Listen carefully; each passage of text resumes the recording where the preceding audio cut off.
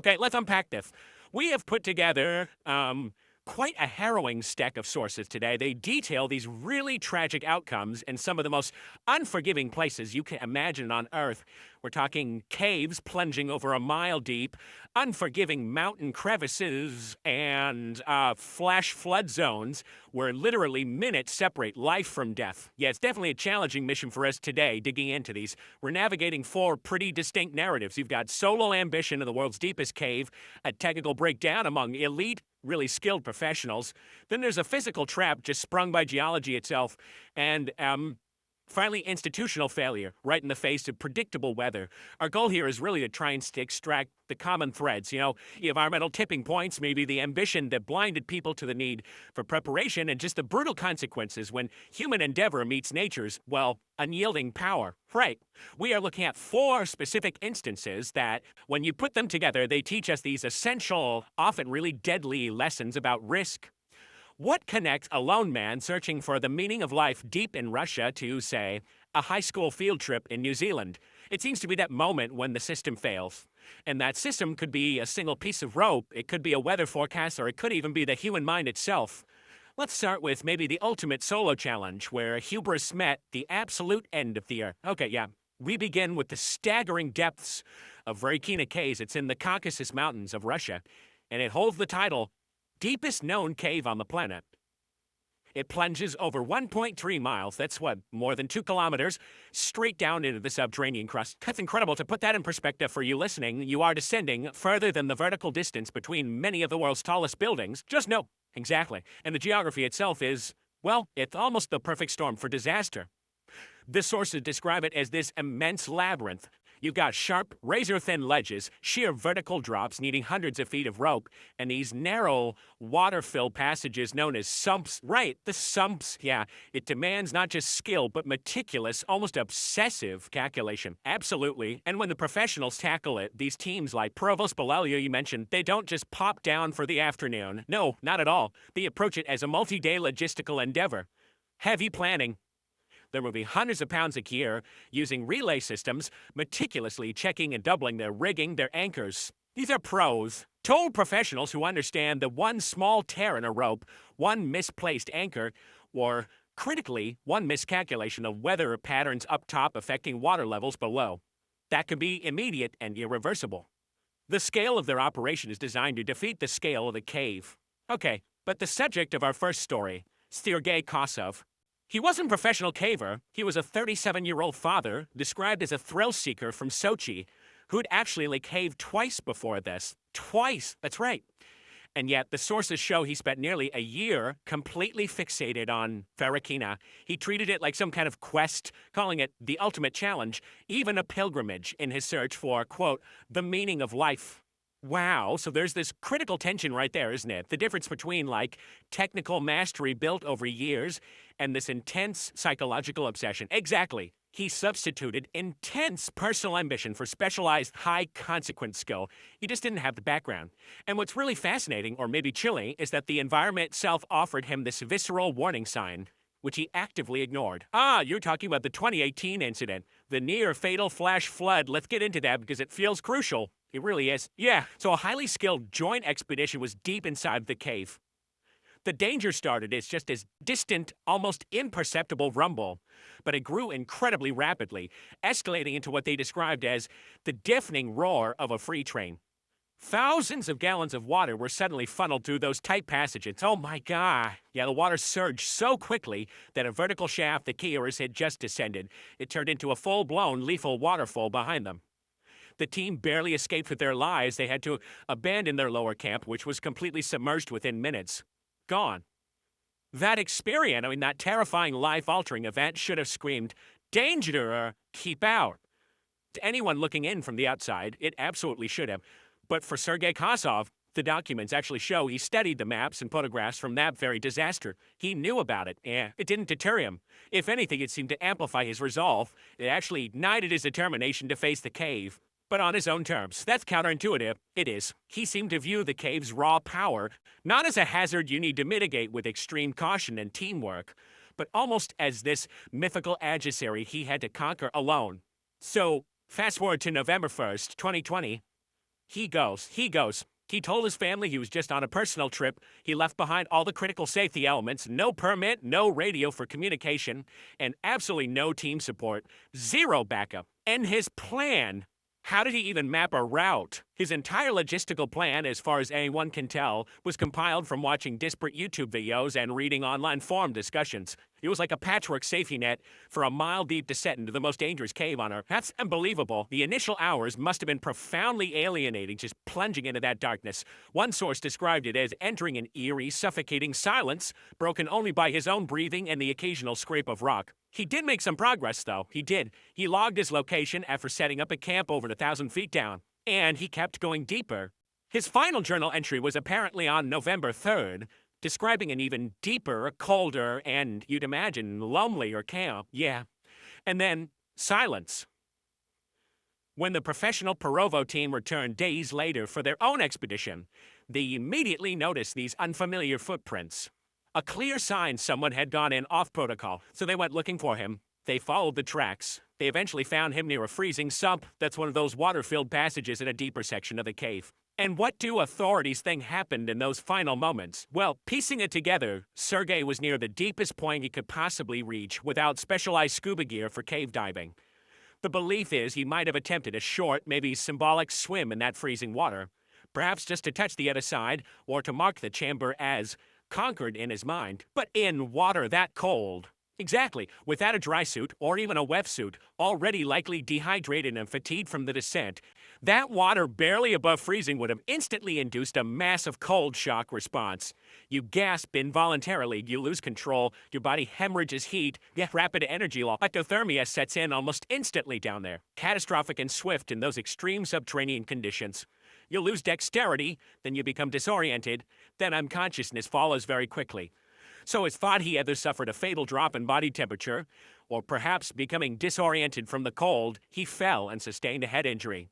Or maybe both. The tragedy here really is that stark contrast, isn't it, between his deep personal, almost spiritual ambition and the cold, unyielding physical laws at the cave. Absolutely, the cost of substituting pure enthusiasm for professional skill and preparation in such a high-consequence environment, it's absolute. There's no margin for error. Okay, so, if Kasov's story is a tragedy of overwhelming solo hubris, the darkness of Cuajio Cave demands we look at the other side of the coin.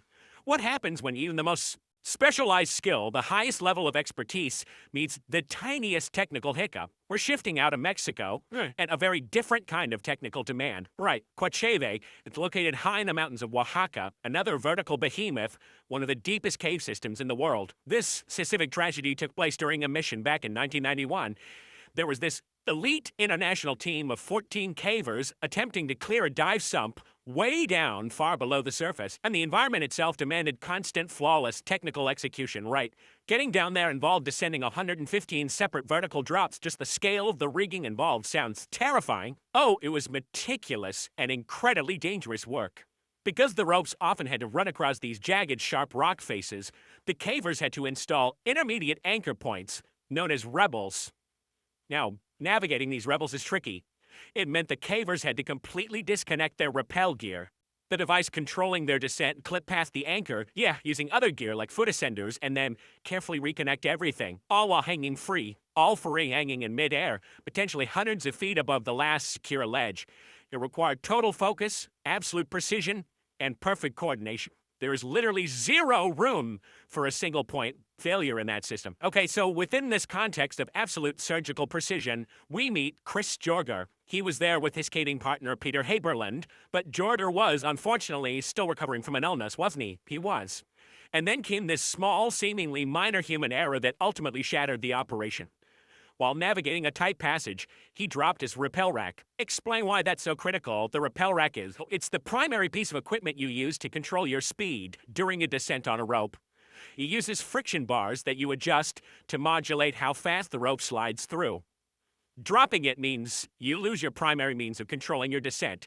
You could end up in an uncontrolled slide or a fall. It's essential gear. So what do? Haberland, his partner, quickly lent him his own rack. But, as the source material notes, even that small lapse, the loss of essential gear, the momentary panic maybe it weighed heavily on the team's nerves down there.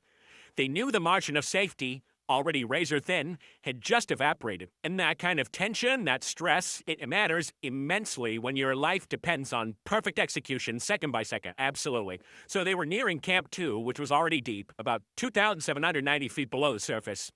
They were heading toward the final major obstacle before the camp, the two-pitch drop. This was a 75-foot vertical shaft that was completely free-hanging, no walls to touch. Right, Heberlin went first. He had to navigate an awkwardly placed rebel anchor partway down, needing real precision to pass the knot safely. He got down, and then signaled up to Jorgger that the line was clear. And then Jorgger started down. Jorgger began his descent. And then the silence of the cave was just shattered. What did they hear? A devastating sequence of sounds in that absolute darkness. First, the distinct sound of rockfall, suggesting maybe movement or instability upward Jorgger was. Then immediately after, a sudden rushing gust of air, the unmistakable sign of a body accelerating rapidly downwards in the shaft. And that was followed by what the source describes only as a sickening thud. Oh no.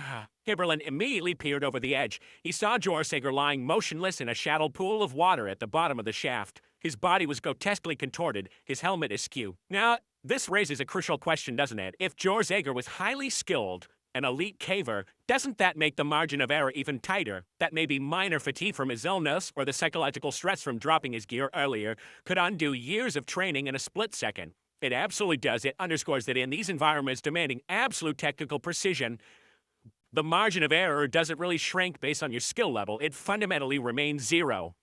Even a momentary lapse in focus, perhaps tragically exacerbated by that residual illness or stress, became instantly catastrophic. The aftermath must have been horrific. What's fascinating in a grim way is reading about the desperate, frantic aftermath. Heberlin had to climb, really 15 minutes back up to Camp 2 to get help. They returned and spent 20 minutes attempting CPR, even while realizing the severity of his injuries must be massive. There was a specific detail mentioned. Yes, the source notes this harrowing detail. Each breath they tried to force into Jorger's lungs resulted in a sickening, gurgling sound, which indicated massive internal injury, likely in the chest or lungs. And down there deep in these remote caves, there are no second chances. There's no immediate emergency response team coming. The environment itself is the ultimate arbiter of failure. It's immediate and final. Okay. We've looked at the depth, punishing both solo hubris and even elite technical error. Now let's pivot completely. Let's look at a different type of killer. The geological trap. We move from high-tech gear and complex rope systems to the simple brute force of rock trapping a human being on Mount Al-Khara. Yes, this is the tragic story of Alian Alazmok. Mount Al-Khara, it's in the Alaska Governorate, known for its rugged beauty, lots of limestone formations, but its very geology holds this specific hidden danger. These sudden, deep, and incredibly narrow cracks and crevices that just cut silently into the rock surface. Easy to miss until you're in one. And Alian, who is 36, he wasn't a professional mountaineer or climber, was he? No, the sources described him as someone who just loved nature and photography. He enjoyed sharing pictures of his adventures, often on Snapchat. He set out alone on a clear Saturday afternoon. The terrain wasn't necessarily a technically challenging climb in the traditional sense, but it was treacherous because of instability, loose rock, jagged edges, and crucially, those hidden cracks. Right, the environment basically set a silent trap for him. As the light was fading that evening, Alian somehow managed to make one last phone call to a relative. His voice was described as hoarse and strained. He managed to say he was stuck, but he couldn't clearly describe his location before the call just abruptly cut off, signal lost. Or maybe worse. Oh, terrible. When rescuers finally located him, what did they find? Well, first they found his shattered smartphone nearby. Then they found Ian.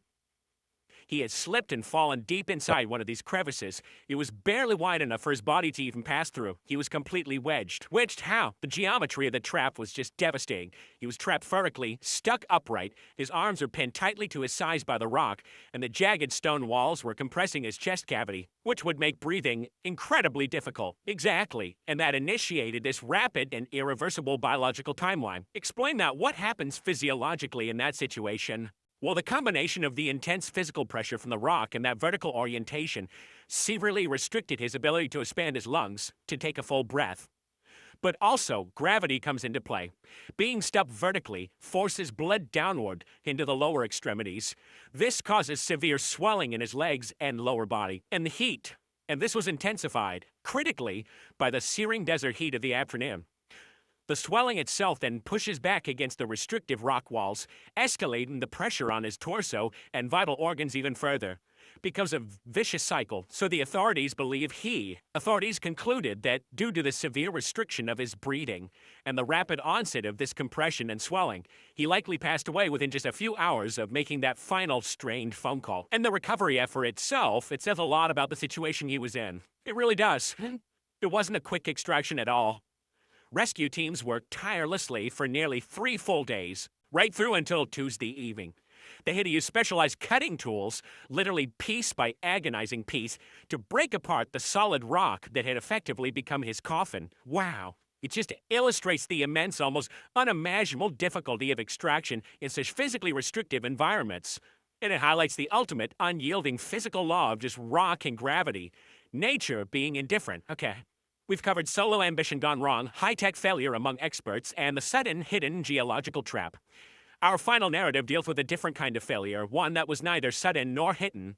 This is the Abbey Caves tragedy in New Zealand, a failure of institutional responsibility against a highly predictable environmental hazard. That's right, Abbey Caves, near Whangarei in New Zealand. It's a popular spot, often used for school groups, because it had interesting limestone formations and, famously, glowworms. But this is key.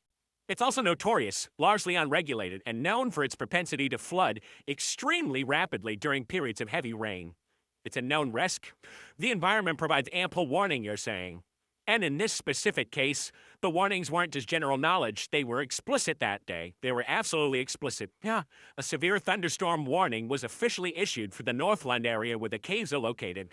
Parents, understandably worried about the forecast, actually emailed Whangarei Boys High School, asking if the caving trip for their sons was still going ahead given the warning. And the school's response, the school confirmed the trip was proceeding.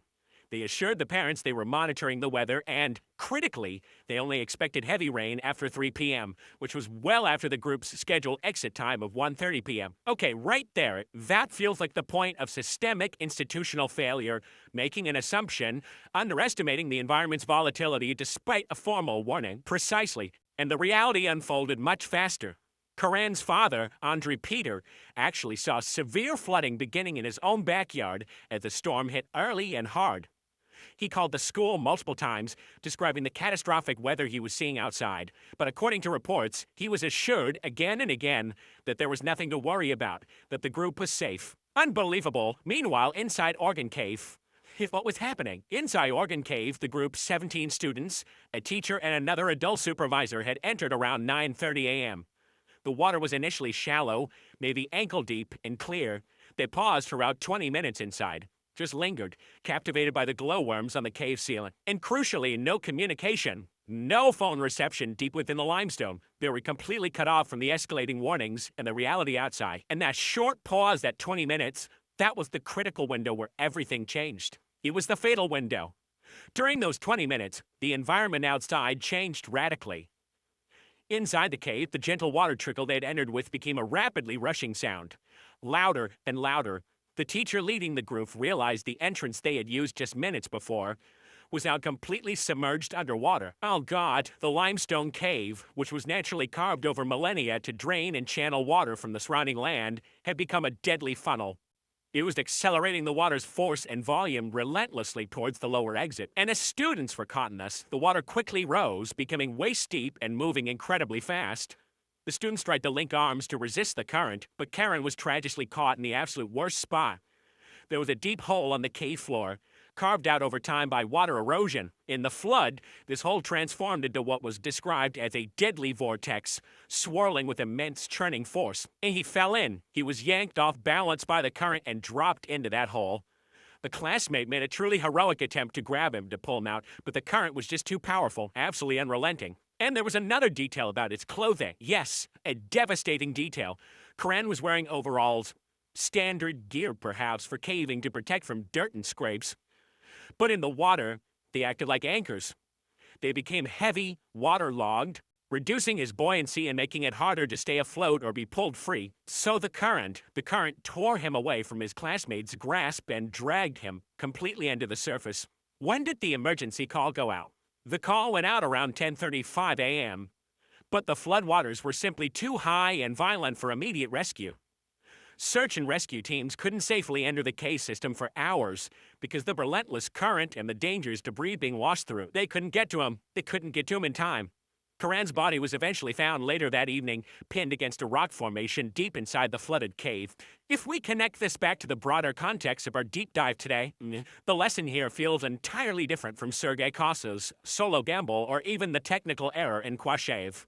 Completely different. This wasn't about individual hubris or a momentary lapse. This was a consequence of known, predictable, external environmental hazards being tragically underestimated, perhaps ignored, by the institutional systems responsible for the students' safety. Exactly. The failure wasn't technical skill. It was procedural, predictive, and ultimately a failure of risk assessment and response. Precisely. And the school board faced the legal consequences for this negligence. In May 2024, WorkSafe New Zealand charged the board for exposing students to serious harm or death.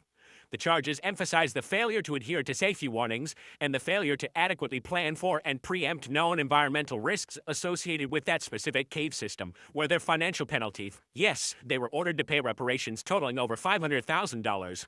Acknowledging the profound and lasting devastation caused to Kāran's family, his classmates who witnessed the tragedy, and the wider community. So, we've processed 4 incredibly impactful and deeply tragic narratives today, each one really defining a different type of fatal consequence in these extreme environments. We looked at Sergey Kosov's fatal solo unpreparedness in Voronya Cave, a tragedy of hubris that seemed to ignore every warning sign. Yeah. Then we saw Jorgger's catastrophic technical error within the sheer complexity of Cuajio, where the margin for error, even for experts, was effectively zero. Then Alian Alazmok's sudden, terrifying entrapment by the indifferent geology of Al-Khara mountain just being in the wrong place at the wrong time when the earth closed in. And finally, the institutional negligence that led to young Kāran's death during a predictable flash flood at Abbey caves, a failure to heed clear warnings. So what does this all mean for you, listening to this? Well, I think these stories powerfully underscore that risk management isn't just one thing. It's a multi-layered practice. It's not enough just to have technical skill, though that's vital in some cases. You have to have a profound respect for the environment's capacity for catastrophic, sudden, rapid change. You have to understand its power. And respecting the warnings seems paramount, absolutely. Whether that warning comes from a seasoned professional's logbook detailing a near miss, a weather forecast, or even a worried parent's email pointing out obvious dangers and adhering to those safety warnings, acting on them, is non-negotiable when you're dealing with these severe physical environments. It feels like in each of these places, whether you are a mile underground, constricted by unmoving limestone, or caught helpless in a rush of water, there is a definite point where human error, or ambition, or even careful institutional planning becomes completely irrelevant. Yeah, that's a sobering thought. Survival at that point hinges entirely on the sheer indifferent and often brutal physical laws of water, gravity, and rock. Nature doesn't care about your plans or your skills when those forces are unleashed. So the final question that leaves us with, perhaps for you to think about, is what is it that drives us as humans to continuously seek out and push against that boundary? Knowing that the price of failure is so immediate, so unforgiving, so absolutely defined. The question that echoes from the deepest cave on Earth right up to the highest mountain peak.